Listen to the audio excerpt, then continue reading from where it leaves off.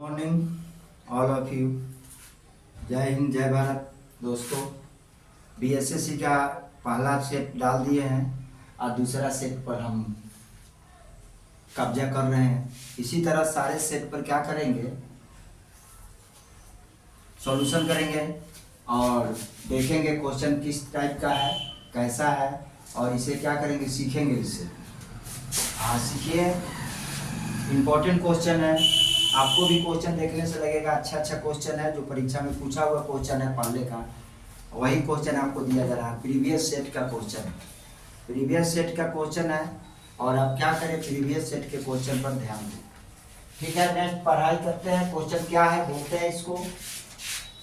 भेड़ और कबूतर के समूह में, भेड़ और कबूतर के समूह में 16 पैर है जो सिर की संख्या से 10 अधिक है।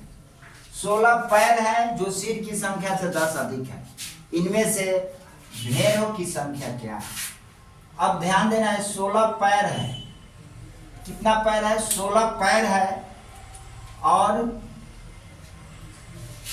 सिर की संख्या 10 अधिक है। सिर की संख्या से 10 अधिक है। पैर की संख्या जो है ना, सिर की संख्या से 10 अधिक है। सबसे पहले ये जानेंगे क्या, देखेंगे इसमें कि भेड़ के कितने पैर होते हैं। तो भेड़ के पैर 4 होते हैं, कबूतर के पैर 2 होते हैं। फंस गया। भेड़ के पैर 4 होते हैं और कबूतर के पैर 2 होते हैं। तो मैं मान लेता हूँ कि इसमें सिर तो एक ही होगा, सिर तो दोनों की एक ही होता है, लेकिन सिर की संख्या एक ही होता है दोनों का सिर एक ही होता है। ये हेड तो एक ही होगा और लेग अलग अलग होता है। लेग तो इसका 4 होगा, इसका लेग 2 होगा। अरे अगर हेड 4 को होगा तो भूत हो जाएगा, है कि नहीं? अगर हेड 4 हो जाएगा तो भूत हो जाएगा। तो सबका हेड एक ही होता है, पैर अलग अलग होते हैं, ये समझना है। तो हम पहले हेड निकाल लेते हैं। कह रहा है कि पैर 16 है जो कि सिर की संख्या से 10 अधिक है। तो सिर की संख्या कितनी हो जाएगी? सिर की संख्या हो जाएगी आपका 16 माइनस 10 इक्वल टू 6। सिर की संख्या 6 हो जाएगी। अब भेड़ को हम मान लेते हैं x। भेड़ को मान लिया क्या चीज, भेड़ इक्वल टू x। भेड़ इक्वल टू x। तो कबूतर कितना हो जाएगा? कबूतर मान लो, कबूतर हो जाएगा 6 माइनस x। और दोनों की पैर की संख्या दिया है तो पैर से गुना करा दो। तो 4x plus 2 6 minus x equal to total पैर कितना है? टोटल पैर आपका है 16। अब निकाल लीजिए यहाँ पर 4x प्लस 6 दूना 12 माइनस 2x इक्वल टू 16। आइए 4 में से 2x को माइनस करो तो कितना मिलेगा? 2x माइनस करने पर आप 12 को उधर ले जाओ तो 16 minus 12 equal to 2x equal to मिलेगा यहाँ कितना? 12 घटा दिया तो मिलेगा यहाँ 4 2 दूना के 4, यानी x बराबर 2। यानी x किसको माने हैं? भेड़ की संख्या। तो भेड़ की संख्या कितनी हो जाएगी? 2। भेड़ की संख्या कितनी हो जाएगी? भेड़ की संख्या बराबर 2 हो जाएगी। और कबूतर की संख्या आपको निकालना है तो 6 माइनस 2 यानी आपका 4। आइए आपका आंसर हो जाएगा। कबूतर का है, भेड़ का है, कुछ भी का है, आप ये सिंपल तरीका से निकाल देंगे। एक और है तरीका, ट्रिक है, 4 गुने हेड घटाओ लेग बाई 2, उससे भी निकाल सकते हैं। एक ट्रिक है, आपको एक ट्रिक दे देते हैं, इससे भी निकाल सकते हैं। ट्रिक है 4 गुने हेड घटाओ लेग बाई 2। इसमें 2 पैर वाला के 4 गुने हेड कितना निकाले थे? 6 या लेग कितना है? 16 बटा में 2। अब 6 चौका 24 माइनस 16 बटा में 2 यानी कितना हो जाएगा? 8 बटा में 2 यानी काटोगे तो कितना हो जाएगा? 4। ये 4 आपका आ गया कबूतर की संख्या। 2 पैरों वाला की संख्या 2 से भाग, 4 पैरों वाला की संख्या 4 से भाग, ये आपका ट्रिक हो गया। ये कबूतर की संख्या आ रही है। 4 गुने हेड घटाओ लेग बाई 2 ऐसे भी बना सकते हो।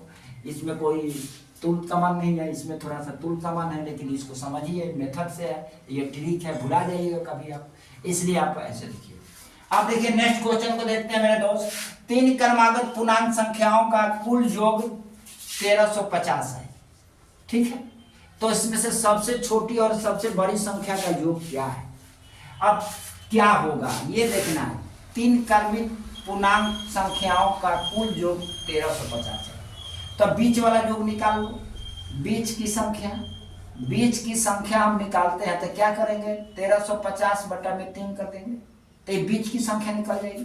और शुरू की संख्या पूछ रहा है और लास्ट की संख्या पूछ रहा है। यही पूछ रहा है कि शुरू की संख्या मतलब बीच की संख्या निकाल देंगे तो वो पहले होगा, वो बाद में होगा। 3 अंक की संख्या होगा, 3 का मतलब संख्या होगा। तो इसको काट दीजिए, कितना हो जाएगा, 3 चौको 12, 3 5 15, 450। ये बीच की संख्या है। जैसे बीच की संख्या मतलब मान लो बीच की संख्या 1 2 3, तो ये बीच वाला है, बीच वाली संख्या होगी। तो अगर बीच वाली संख्या है तो प्रथम संख्या निकालिएगा। प्रथम संख्या, तो प्रथम संख्या इसमें से क्या करे, 1 घटा दे तो मिलेगा 449। आप प्रथम संख्या। अब तीसरी संख्या निकालो, बड़ी संख्या तीसरी संख्या। तो तीसरी संख्या आप क्या करोगे, 450 में से 1 जोड़ दोगे तो आ जाएगा आपका कितना, 451। आई दोनों का योग पूछ रहा है प्रश्न की बड़ी और छोटी संख्या। यानी ये छोटी संख्या हो गई और ये मेरे दोस्त बड़ी संख्या हो गई। बस ये बड़ी संख्या मान लो, आई इसको छोटी संख्या मान लो। अब ये दोनों के योग पूछ रहा है तो दोनों को जोड़ दो। 9 1 10 के 0, 5 4 9 1 10 के 0, 4 4 8 1 9, 900 आ जाएगा आपका ये आंसर। एकदम सिंपल क्वेश्चन है, एकदम सिंपल तरीका है। देखिए, ए की आयु बी से 20% अधिक है तो बी की आयु ए से कितने प्रतिशत कम होगा। जब यहाँ पर अधिक कह रहा है तो एकदम दिमाग में लगाइए कि आप 20 लिख लीजिए डायरेक्ट, या नीचे यही परसेंटेज वाइज इसमें जोड़ दीजिए तो 100 में 20 जोड़िएगा कितना आएगा, 120। आप गुना करा लीजिए 100 से। एकदम तरीका छोटा। जब भी 20% अधिक है तो बी की आयु ए की आयु से कितना प्रतिशत कम है। तो जब अधिक है, एक सटले अधिक है तो ऊपर 20 रखिए, नीचे प्रतिशत में 20 जोड़ दीजिए। सिंपल सा बात है, और कुछ करने के तरीके नहीं है। आप सीधा कीजिए, ऊपर 20 रखे हैं, जो अधिक कर रहा है यहाँ अधिक देखिए तो 100 में 20 जोड़ के नीचे काटिए। इसको कट जाएगा, इसको काटिए 6 गुना कट जाएगा, इसको काटिए 3 गुना 6 50 गुना 100 कट जाएगा। अब आपको मिलेगा 50 बटा 3 यानी कि 36 सोलती 48 कितने प्रतिशत आपका ये आंसर हो जाएगा। कुछ करने की जरूरत ही नहीं है, एकदम सिंपल तरीका आपको दिया जा रहा है। सिंपल तरीका से लग रहा है क्वेश्चन। और देखिए ये नेक्स्ट क्वेश्चन देखते हैं मेरे दोस्त। एक वस्तु की कीमत 40% घटा दी जाती है तो मूल कीमत में इसे वापस लाने के लिए घटी कीमत में कितने प्रतिशत की कमी करनी होगी। अब इसमें कमी की बात कर, घटाने के मतलब क्या हो गया, कमी। मैंने क्या बोला कि अधिक कहेगा तो जोड़ दीजिए और कम कहेगा तो घटा दीजिए। सिंपल सा बात है। ये 40 लिख दिया, घटाने के बाद कर रहा है, घट रहा है, इसके बाद वाली तुरंत पढ़िए, घटा दिया जाए तो 100 में से 40 घटा दीजिए, कितना मिलेगा आपको 60। और गुना प्रतिशत निकालना है तो 100 कर लीजिए। सिंपल सा। इसको काट दीजिए, इसको काटिए 2 दूना के 4 है, इसको काटिए 3 दूना के 6। अब ये ऐसे इसमें गुना करा दीजिए मेरे दोस्त, तो क्या हो जाएगा, गुना कराइएगा तो 200 हो जाएगा। और 200 बटा 3 यानी 48 क्षेत्रीय 18 2 0 फिर क्षेत्रीय 18 2 बचेगा 66 सही 2 बटा 3 प्रतिशत की कमी करनी पड़ेगी। यही आपका क्या हो जाएगा, आंसर हो जाएगा। एकदम सिंपल तरीका से आंसर है। ओके, नेक्स्ट क्वेश्चन को देखते हैं मेरे दोस्त। नेक्स्ट क्वेश्चन को देखते हैं। ये है एक परीक्षा में 60% विद्यार्थी उत्तीर्ण हुए। अनुत्तीर्ण विद्यार्थियों की संख्या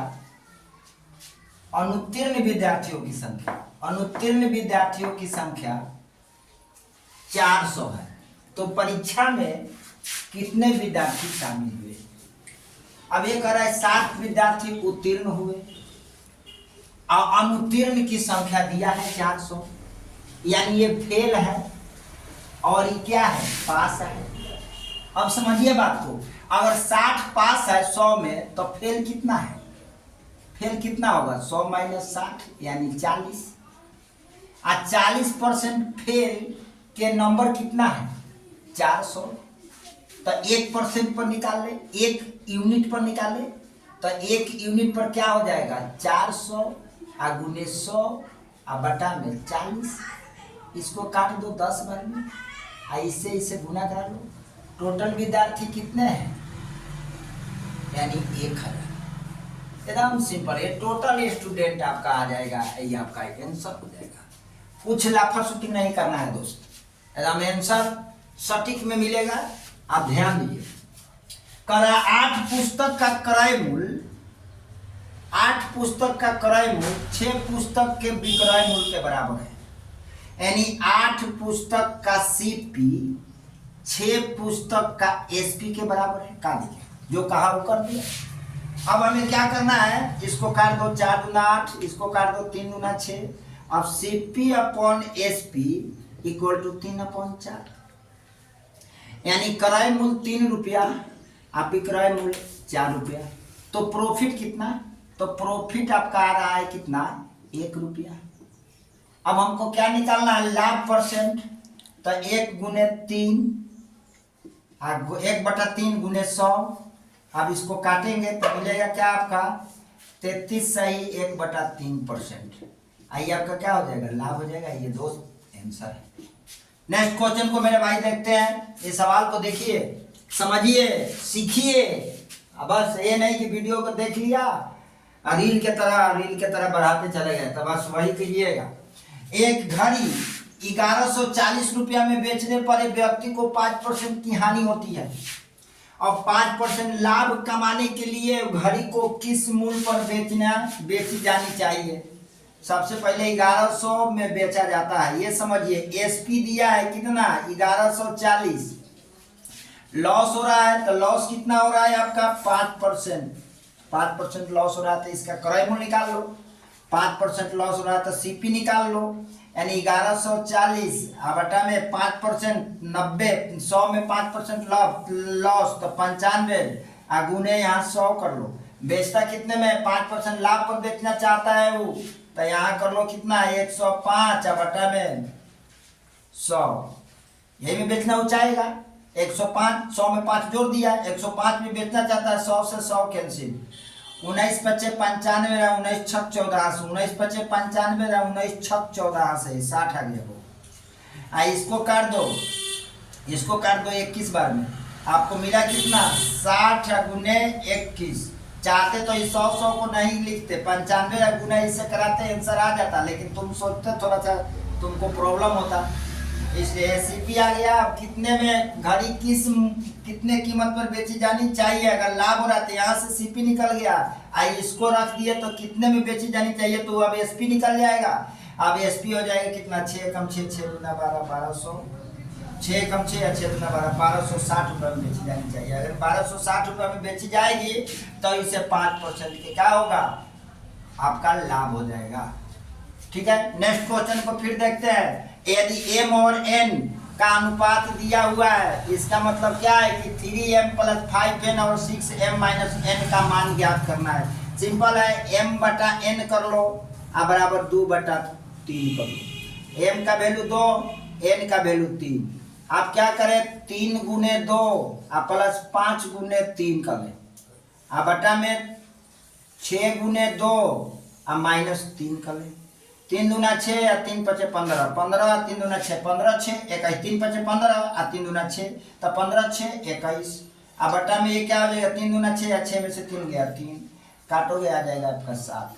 ये आपका आंसर हो जाएगा। नेक्स्ट सवाल को देखते हैं। ए, बी तथा सी के मासिक वेतन का अनुपात इतना है। सी का मासिक वेतन ए के मासिक वेतन से 1200 रुपया अधिक है, तो बी का मासिक वेतन क्या होगा। बी का मासिक वेतन क्या होगा। अब यहां देखना है ए बी सी का मासिक वेतन। ए बी सी यानी ए अनुपात बी अनुपात सी का मासिक वेतन कितना हो जाएगा, 2:3:5। ये अनुपात में दे दिया गया है। मेरा इससे पहले अनुपात का वीडियो है डाला हुआ है, प्रतिशत का वीडियो डाला हुआ है, लाभ हानि का वीडियो डाला हुआ है। उसमें जाकर आप कॉन्सेप्ट नहीं समझ में आना तो उसको जाकर देखिए, और उसको देखने के बाद में फिर यहाँ आइए, फिर सेट के सवाल को लगाइए, दम का लग जाएगा।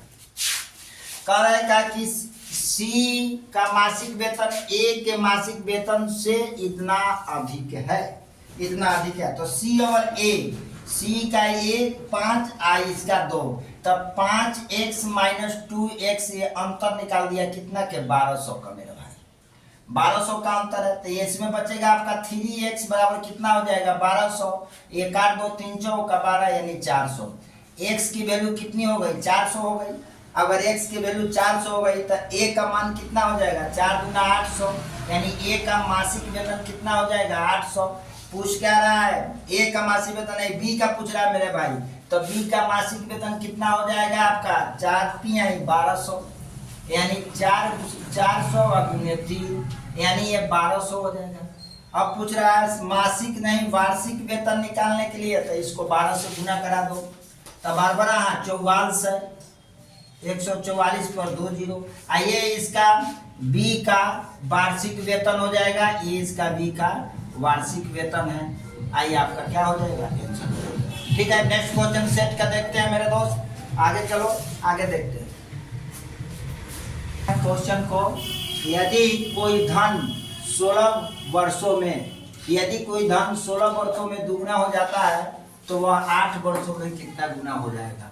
अब यहाँ देखिए 16 वर्षों में दुगना हो जाता है, यानी सीधा सीधी बात है, अगर 100% दुगना का मतलब कितना, 100%, यानी 16 वर्षों में 100% बढ़ जाता है। दुगना के मतलब का 1 रुपया था तो 1 रुपया और बढ़ गया, यानी 100 रुपया 100% बढ़ रहा है।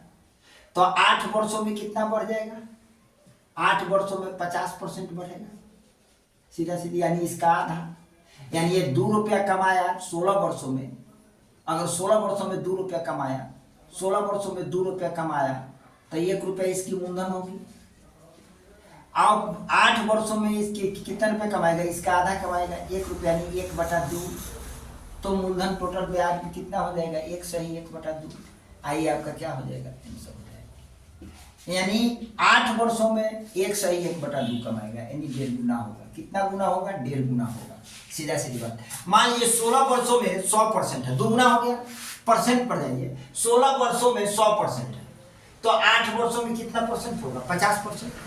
तो 100% में 2 रुपया आए तो मूलधन कितना होगा, 1 रुपया।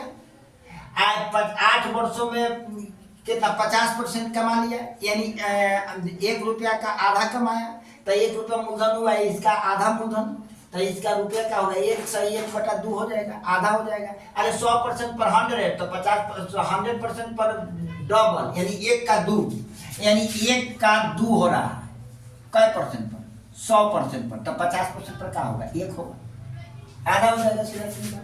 तो इसमें इसका ब्याज मिल गया कितना, अगर 1 रुपया मूलधन है तो मूलधन का 1 रुपया 2 हो जाएगा, 1/2 हो जाएगा। अब ये मूलधन है प्लस मूलधन, कितना गुना हो जाएगा, 1 से 1/3 गुना हो गया। ठीक है, 1 से 1/2 गुना हो जाएगा। नेक्स्ट सवाल देखते हैं, किस मूलधन का चक्रवृद्धि ब्याज से प्रथम वर्ष के अंत में मिश्रधन इतना रुपया तथा द्वितीय वर्ष के अंत में मिश्रधन 676 रुपया हो जाएगा।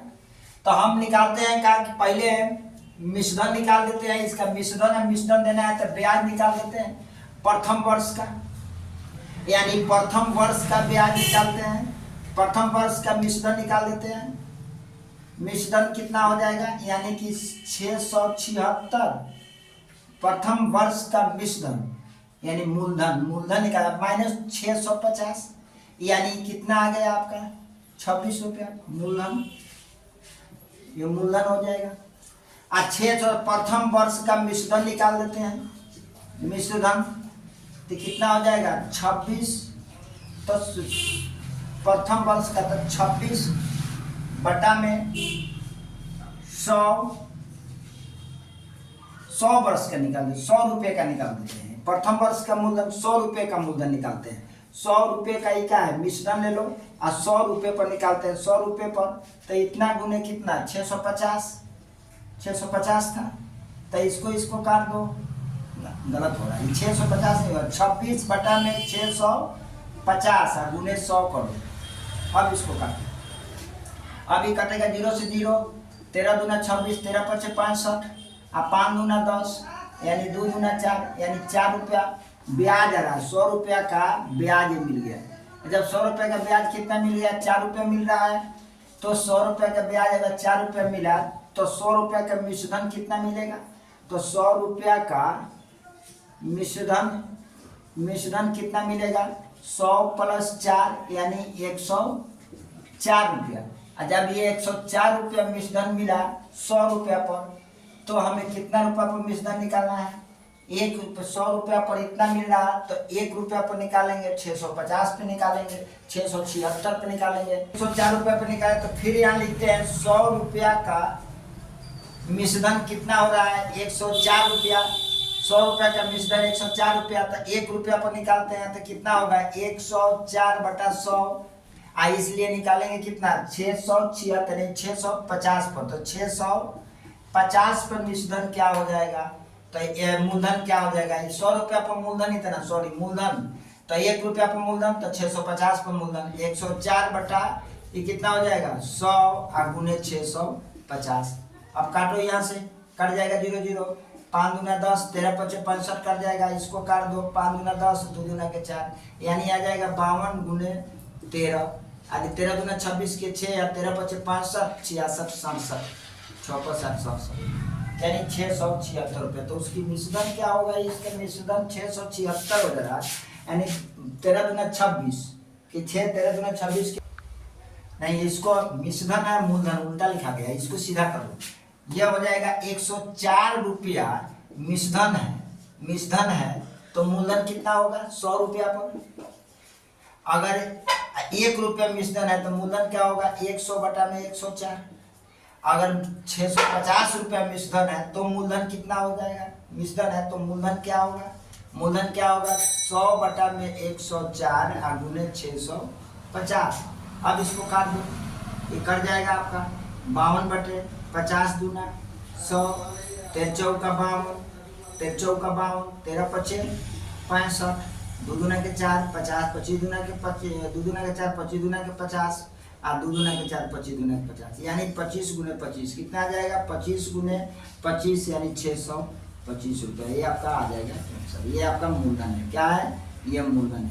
करना कुछ नहीं है, प्रथम वर्ष का मिश्रधन निकाल दिया हमने इतना, तो 100 रुपया पर इसके प्रथम वर्ष का ब्याज निकाल लेंगे। प्रथम वर्ष का मिश्रधन इतना है, द्वितीय मिश्रधन इतना है, तो इसका क्या निकाल लेंगे दोस्तों, ब्याज निकाल लेंगे।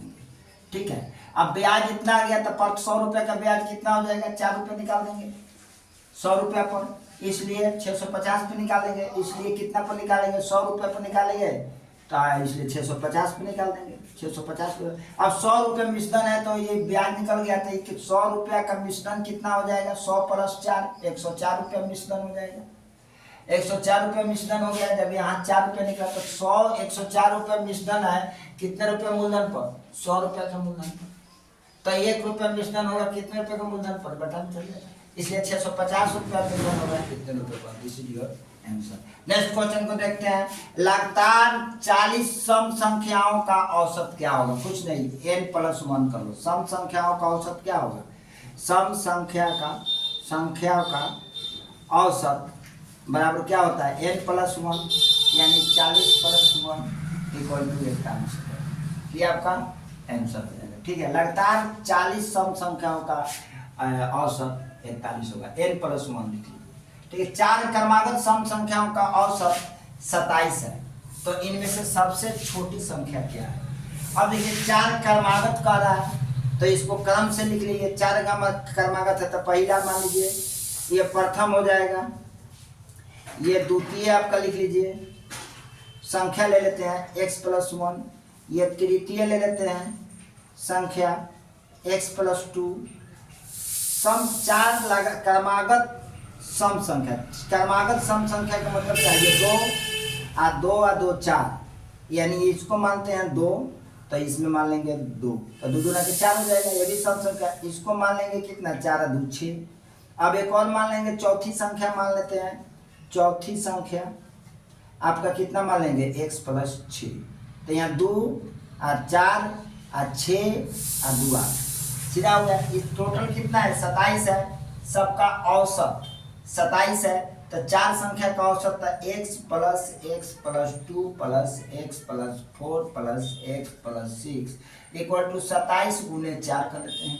कारण है कि 1 2 3 4 संख्या 4, अब 1 2 3 4 ये 4x हो जाएगा, आप प्लस के 6 4 10 और 2 12 ये 12 हो जाएगा, = आपका 7 चौक 28 के 8, 7 चौक 28 के 8, 4 दूना 8 और 2 10, 108 होगा। 12 घटा दो, 4x बराबर क्या हो जाएगा 108 और -12, आपको कितना मिलेगा 6 और 10 में से 1 गया 9, 96, यानी आपको मिलता कितना है 4x बराबर 96, तो x बराबर 4 दूना 8, 4 चौका 16, x बराबर आपका आ जाता है 24। इसमें से सबसे छोटी संख्या क्या है, ये x है, तो आपका x के वैल्यू आ गया ये 24। ये आपका क्या हो जाएगा, आंसर हो जाएगा। ठीक है, इसके बाद में हम क्या करेंगे कि नेक्स्ट क्वेश्चन को देखते हैं। आप देखो, ये 5 साल पहले विजय की उम्र सोहन की उम्र के 1/3 था। 5 साल पहले विजय की उम्र सोहन की उम्र के 1/3 था। पहले विजय का उम्र सोहन के उम्र का 1/3 थी। विजय अभी 17 साल का है, तो सोहन का उम्र क्या है। क्वेश्चन कह रहा है कहा कि 5 साल पहले विजय का उम्र सोहन की उम्र के 1/3 था। मान लो कि विजय का उम्र को लेट कर लेते हैं, लेट कर लो। विजय का उम्र बराबर हमने मान लिया x। अब करा 5 साल पहले विजय का उम्र, तो 5 साल पहले के विजय का उम्र सोहन के उम्र के 1/3 था। तो सोहन की उम्र, विजय का अभी 17 साल है, तो विजय का 17 साल है, तो यहाँ सोहन मान लो बाबू। अगर विजय है तो सोहन मान लो, सोहन का उम्र। तो सोहन इतना, विजय अभी 17 साल का है, तो विजय अभी 17 साल का है, तो विजय क्या होगा, 17 माइनस 5 साल पहले चले, बैक चले गए हम। 5 साल पहले गए बैक पीछे, अभी वो 17 साल है, तो 5 साल पहले क्या होगा, 17 माइनस 5 हो जाएगा, सीधा सीधी बात है। और सोहन के उम्र का 1/3, तो सोहन का उम्र का 1/3 हो गया। आप समझिए, यहाँ सोहन का उम्र 1 वर्ष है, 1 वर्ष। और 5 साल पहले विजय का उम्र सोहन के उम्र का 1/3 है। विजय का उम्र सोहन के उम्र का 1/3 है। 5 साल पहले, अभी विजय का उम्र, अब विजय अभी 17 साल का है, तब विजय अभी 17 साल का है, तब 5 साल पहले विजय का उम्र सोहन के उम्र का 1/3 है। विजय का ये उम्र हो गया। ये किसका उम्र है, ये विजय का उम्र है, ये विजय का उम्र है, ये विजय का उम्र है। तो ये आपका विजय का उम्र सोहन की उम्र के 1/3 हो। 5 साल पहले था विजय, सोहन का उम्र को 1 मान लिया। अब हम क्या करेंगे, इसमें से x माइनस 5/3 इक्वल टू, इसमें से घटा देंगे 12, 12 5 17, 8 पर गुना करा देते हैं। यहाँ 1 डाल कर तो कितना हो जाएगा आपका, यहाँ देखो x माइनस 5 बराबर बढ़ती है 36, तो x बराबर 36 प्लस 5 यानी 41 वर्ष का होगा। 41 वर्ष होगा मेरे दोस्त, इसका कितना होगा, 41 वर्ष होगा। आइए आपका आंसर होगा। ठीक है, नेक्स्ट क्वेश्चन को देखते हैं। 5:8 इक्वल टू 50:x है। 8:5 5:8 इक्वल टू 50:x है, तो x का मान निकालें। एकदम सिंपल है। आप क्या कर रहे हैं, आप 5/8 कर लो। 5/8 इक्वल टू 150/x, इसको काट दें, 30 होगा, 3 × 15, 8 पर गुना करा दे, इसका गुना इससे, तो आपका x का वैल्यू आ जाएगा 8 × 3 = 24, 240। ये आपका आंसर हो जाएगा, इतना आपका मान आंसर हो जाएगा। ठीक, ए और बी के आयु का अनुपात इतना है और इनके व्यय का अनुपात इतना है। दोनों ने 200 रुपये की बचत करते हैं, तो ए की आय क्या है, अरे ए की आय बराबर, ए की आय लिख लो इक्वल टू x, आप व्यय लिख लो, ए और बी की आय, ए और बी की आय को आय मान लिया हमने कितना, x, अब व्यय मान लिया कितना, y, तो ए की आय 3x, तो ए की व्यय माइनस के 5y इक्वल टू बचत कितना है 200, दोनों बचत करते। फिर ए की आय 2x, व्यय कितना है 3y, तो बचत कितना है 200। अब बस इसको विलोपन विधि से हल कर लो, इसमें गुना करा लो कितने से, ये ले लो यहाँ पे 3x minus 5y equal to 200, और यहाँ हो जाएगा 2x minus 3y equal to 200। इसको 3 से कर लो, इसको 5 से करो, 3 × 3 = 9x माइनस 3 × 5 = 15y बराबर 3 × 2 = 6x, 5 × 2 = 10x minus 3 × 5 = 15y equal to 5 × 2 = 10, 1000। इसको प्लस माइनस माइनस काट दो, ये आप घटा दो, माइनस के x इक्वल टू क्या, माइनस के 400, यानी x की आय कितनी थी 400, यानी a की आय कितनी थी 400। a का आय आ जाएगा आपका a वाला, a से गुना करा लो, तो a इक्वल टू क्या होगा 3x बराबर 3 × 400, बराबर 1200, ये आपका आंसर हो जाएगा। नेक्स्ट क्वेश्चन देखते हैं। दो संख्याओं का लौसत तथा मौसम क्रमशः इतना है एवं 30 है, उनमें से एक संख्या इतना है, तो लिख लो यहाँ पे एलसीएम गुने एचसीएफ बराबर फर्स्ट संख्या गुने सेकंड संख्या। एलसीएम कितना है 2310, एचसीएफ कितना है 30, फर्स्ट संख्या कितना है 210, तब गुने सेकंड संख्या निकाल काट दो इसको। 7 तिरिका 21, 7 बार में इससे कर जाएगा 7 तिरिका 21, 7 तिरिका 21, 7 तिरिका 21, 330, यानी सेकंड संख्या का मान कितना हो जाएगा 330। ये आपका क्या हो जाएगा आंसर हो जाएगा। 15 बरस बाद एक आदमी उससे 4 गुना बड़ा हो जाएगा। 15 बरस बाद आदमी उससे 4 गुना बड़ा हो जाएगा जितना वो 15 बरस पूर्व था। तो उसका तो आदमी का एज मान लो, आदमी इक्वल टू क्या हो जाएगा x 15 बरस पूर्व, तो x माइनस 15 बरस बाद, तो x प्लस 15 बरस पूर्व जितना था, तो 15 बरस पूर्व तो क्या होगा x माइनस 15 बरस बाद एक आदमी उससे 4 गुना बड़ा हो जाएगा जितना वो 15 बरस पूर्व था। तो इससे 4 गुना बड़ा हो जाएगा जो 15 बरस पूर्व था। तो x plus 15 equal to 4x और माइनस 15 चौका 60। इसको इधर ले जाओ, इसको इससे ले आओ, इसको इधर ले जाओ, तो 15 प्लस 60 और बराबर ही हो जाएगा 4x माइनस x। आपका मिलेगा क्या 75 इक्वल टू 3x। 25 यहाँ 75, 25 बरस इसका एज हो जाएगा। ये आपका क्या हो जाएगा आंसर हो जाएगा। नेक्स्ट क्वेश्चन को देखते हैं। इसके बाद एक बाग में पेड़ों की 10 पंक्तियां तथा 12 कतारें हैं। 10 पंक्तियां तथा 12 कतारें हैं। दोनों पेड़ों के बीच 2-2 मीटर की दूरियां तथा बाहर चारों ओर 1-1 मीटर की दूरी छोड़ी गई है। तो बाग की लंबाई क्या है? अब ये देखना है कि एक बाग में पेड़ों की 10 पंक्तियां और 12 कतार है। तो कतारों की संख्या कितनी है? कतार की संख्या आपका 12 है। और 2-2 पेड़ के बीच की दूरी, 2-2 पेड़ के बीच की दूरी, 2-2 पेड़ के बीच की दूरी, पेड़ के बीच की दूरी, बीच की दूरी 10 पंक्तियां हैं। पंक्तियां ऐसे 10 ठो है, तो 2-2 पेड़ के बीच की दूरी में 1 घटा देंगे, 11 प्लस 2 कर 11, 10 प्लस 2 कर देंगे यानी 11, तो 11 गुने 2 कर देंगे। ठीक है, 11 गुने को 2 कर देंगे बाबू, क्योंकि इसकी दूरियां 1 घटा कर गुना करा देंगे तो कितना हो जाएगा ये 22। और 1-1 मीटर की दूरी दोनों तरफ छोड़ी गई है। तो 1 मीटर की दूरी छोड़ी गई है, तो इसमें क्या कर देंगे 22 प्लस 1-1 मीटर यानी 2 मीटर, यानी टोटल आपका 24 मीटर बाग की लंबाई हो जाएगी। यानी बाग की लंबाई आपका कितना हो जाएगा 24 मीटर के हो जाएगा। ओके, नेक्स्ट क्वेश्चन को आप देखते हैं। क्वेश्चन को देखते हैं। एक कक्षा में कुछ बेंच है। यदि 6 छात्र बैठे तो एक और बेंच की आवश्यकता होगी।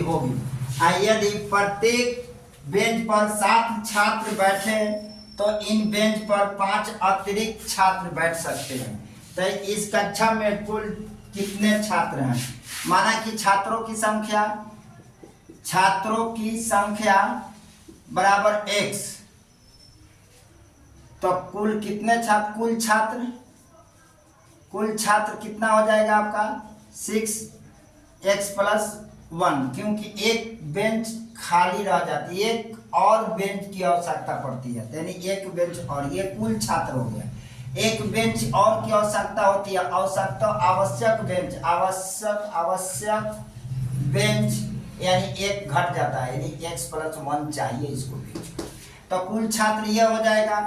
यदि 7 छात्र बैठते हैं, अगर बेंच पर 7 छात्र बैठते हैं तो 5 अतिरिक्त छात्र बैठ सकते हैं, यानी 7 छात्र बैठे तो इन बेंच पर 5 अतिरिक्त छात्र बैठ सकते हैं, यानी 5 लड़के के लिए कमी हो जाती है, 5 लड़का और चाहिए इस बेंच पर।